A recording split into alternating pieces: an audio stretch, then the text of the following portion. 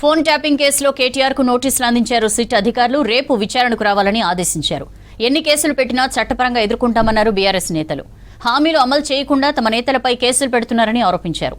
ఆఫీసర్ల ఫోన్లు వింటే తనకేం సంబంధమని ప్రశ్నించారు KTR.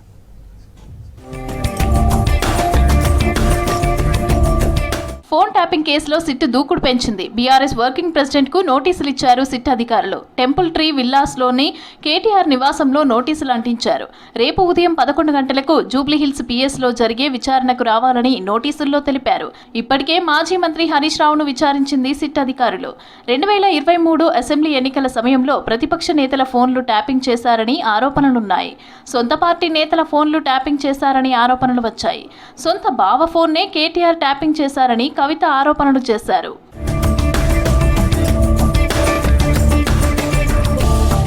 Kaleshwaram scam, phone tapping అంటూ డ్రామాలు ఆడుతున్నారని అన్నారు కేటీఆర్. రేవంత్ రెడ్డి సిట్ అంటే సిట్, స్టాండ్ అంటే స్టాండ్. సిట్ విచారణ సీరియల్లా మారిందని చెప్పారు.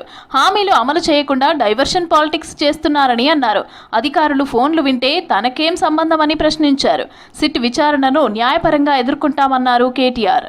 సిట్ అంటే ఏముంటది బ్రదర్? సిట్ అంటే సిట్టు, రేవంత్ రెడ్డి గారు సిట్ అంటే సిట్టు, స్టాండ్ అంటే స్టాండ్. ఏదో ఒక రూపంలో అటెన్షన్ డైవర్షన్ గేమ్లు ఆడాలి. మన హరీష్ రావు గారు వారి బొగ్గు కుంభకోణాన్ని బయటపెట్టినారు.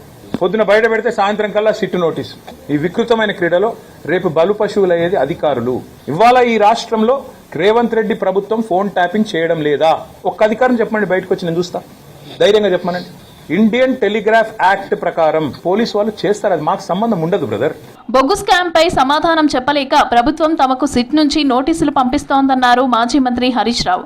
ఎన్ని నోటీసులు ఇచ్చినా 6 గ్యారంటీలు, 420 హామీలు అమలు చేసేదాకా వెంట పడుతూనే ఉంటామన్నారు హరీష్. నీ బొగ్గు కుంభకోణంలో నీ బామ్మర్దికే నువ్వు సాయం చేసినావు. నీ సంగతి ఏంటంటే దాని మీద సమాధానం లేదు. సిట్ నోటీసులు పంపుతుంటే ప్రేమ లేఖలు భయపడతామనుకుంటున్నావా? నువ్వు ఎన్ని నోటీసులు ఇచ్చినా బిడ్డ నిన్ను ప్రశ్నిస్తూనే ఉంటాం. మహాలక్ష్మి ఇచ్చేదాకా అడుగుతాం, రైతు రుణమాఫీ అడిగేదాకా అడుగుతాం. నువ్వు ఎన్ని నోటీసులు ఇచ్చినా, నువ్వు ఎన్ని అటెన్షన్ డైవర్షన్లు చేసినా నీ వెంటనే పడతాం. ఎర్రవల్లి కేసీఆర్ ఫామ్ హౌస్ కు వెళ్లారు హరీష్ రావు. ప్రస్తుతం రాజకీయ పరిణామాలు సిట్ నోటీసులపై చర్చించారని తెలుస్తోంది.